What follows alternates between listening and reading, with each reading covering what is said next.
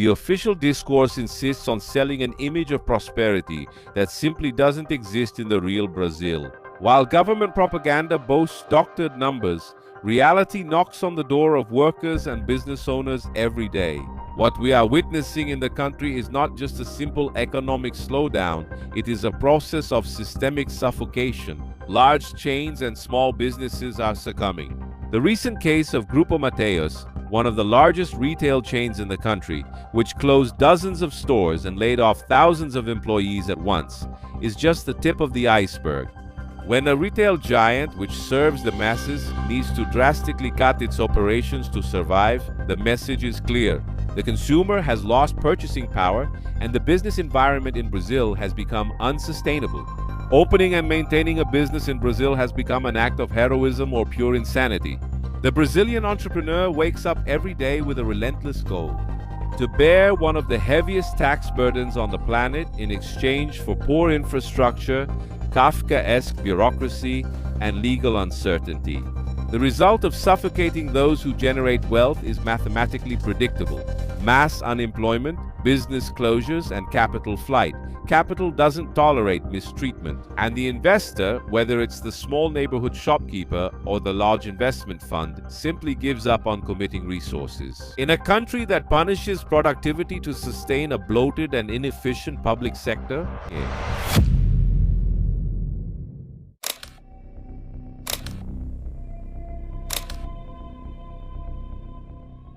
But how did we get to this point? This crisis is not a fluke or the result of chance. It is the direct result of political and economic choices made at the polls and carried out by a model that prioritizes vote-seeking welfare over sustainable development. We need to bravely analyze the electoral landscape and its direct consequences for the economy.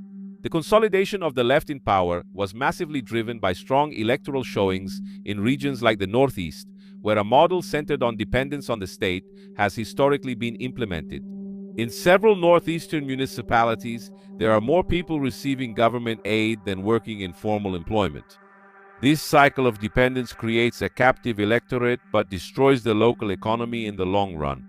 The government promises easy solutions through welfare, but the consequences of this generous bill are pushed directly onto the productive sector in the form of more taxes and voracious revenue collection. To fund a gigantic state apparatus and maintain the distribution of fiscal benefits without responsibility, the current government resorts to the only recipe the left knows: spending without limits and increasing the burden on those who produce. There are no serious cuts to unnecessary expenses. There is no real administrative reform. The focus is solely and exclusively on revenue collection. The result is an out-of-control public deficit, inflation eroding the wages of the very population that receives assistance, and a tax burden that makes it impossible for everything from small grocery stores to large supermarket chains to survive. It's a self-destructive equation. They're killing the goose that lays the golden eggs to pay for the government's party today, leaving an economic wasteland for tomorrow. As if the high tax burden and fiscal discomfort weren't enough, Brazilians watch helplessly as old acquaintances return: corruption schemes and multi-billion-dollar losses. Scandals involving historic frauds in the INSS are back in the spotlight, showing how retirees and taxpayers' money is drained by networks of illegal activities. At the same time, there are problems in the financial system, such as the episodes involving Banco Master and complex webs of influence that have reached the judiciary and high-level politics. They show that the gears of patronage politics keep turning at full speed. While workers pay more for a plate of food because of taxes, billions of reais slip away through the pipeline of impunity and influence peddling. The seriousness of the moment lies in the fact that the checks and balances that should protect society against state arbitrariness have been dismantled. Our gods of Olympus, who should strictly act as guardians of the Constitution, have turned into an active political force aligned with the interests of the executive. The political capture of the high courts creates an environment where the law ceases to be a guarantee for the citizen and becomes an instrument of state control.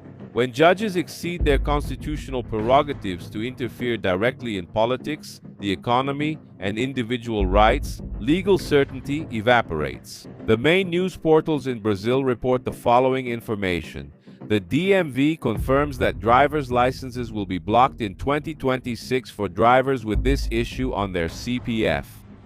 One of the most glaring examples of this activism and the loss of limits by public authorities is the acceptance and validation of legal aberrations, such as the restriction or blocking of the National Driver's License, CNH, due to debts or irregularities in the CPF.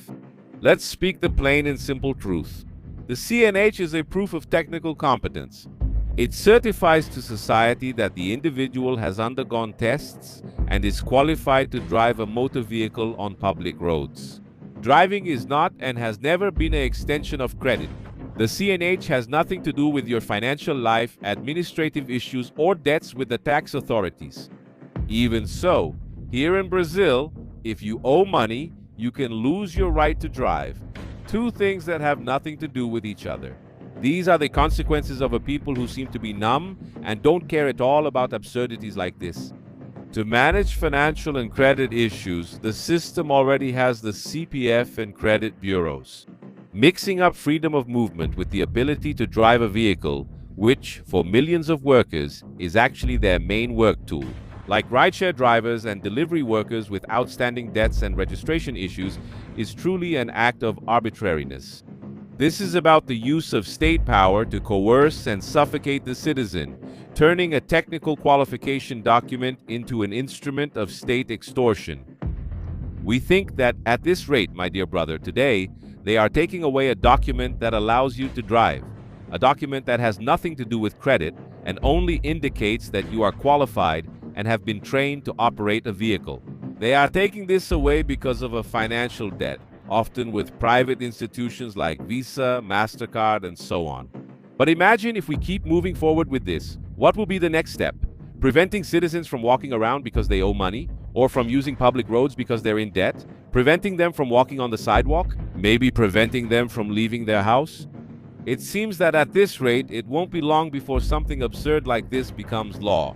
When the gods of Olympus support or remain silent in the face of measures like these, it creates an environment of total legal uncertainty, where the Constitution is reinterpreted at the whim of the rulers to punish the individual.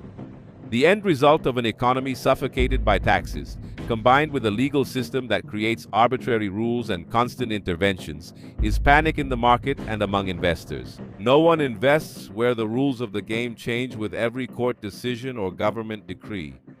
And while the country sinks into high interest rates, bankruptcy, and corruption scandals, the main focus of government debate and certain co-opted sectors is the imposition of ideological agendas, cultural issues, gender debates, and identity rhetoric. Instead of focusing on economic growth and individual freedom, the state spends energy and resources promoting doctrinal agendas while suffocating the common worker.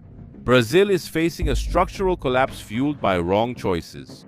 The combination of a populist model based on income distribution without wealth creation, along with tax greed, political capture of institutions, and judicial activism, has created a hostile environment for anyone who tries to produce.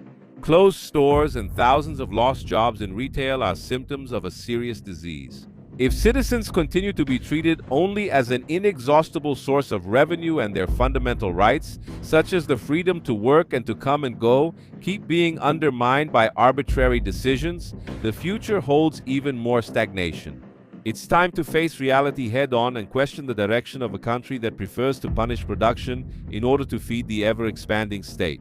Finally, my dear brothers, the news was published on the biggest news portals with this headline: the largest supermarket chain in Brazil closes 29 stores and lays off more than 6,000 employees in a plan to cut costs. This is something that should scare every Brazilian citizen. Even someone who owns their own business should see this as a warning.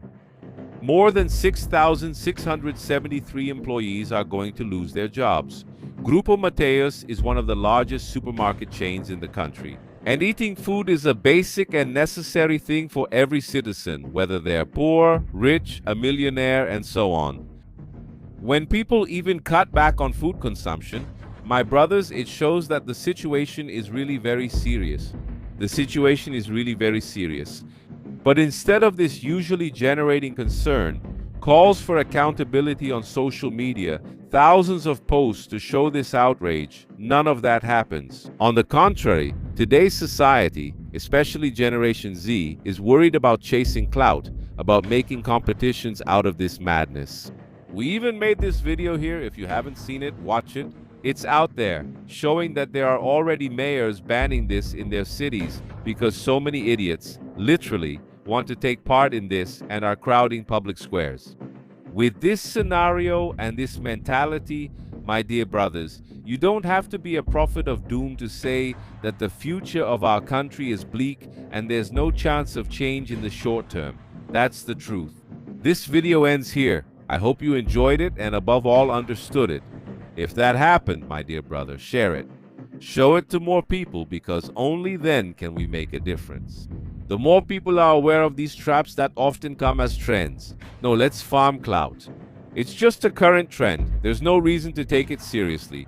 But this behavior sends a message to many corrupt people in power who give a big smile. Look at who the people are really concerned about. Look at what's really trending on social media. And in this way, my brothers, they have the space they need to keep lying, making false promises, and using handout politics that lead the country to ruin and secure votes, the so-called patronage vote. More and more, you see both sides making this kind of promise. Because it's easy, they play to people's perceptions instead of delivering results. Anyway, that's the truth. God bless you, my brothers.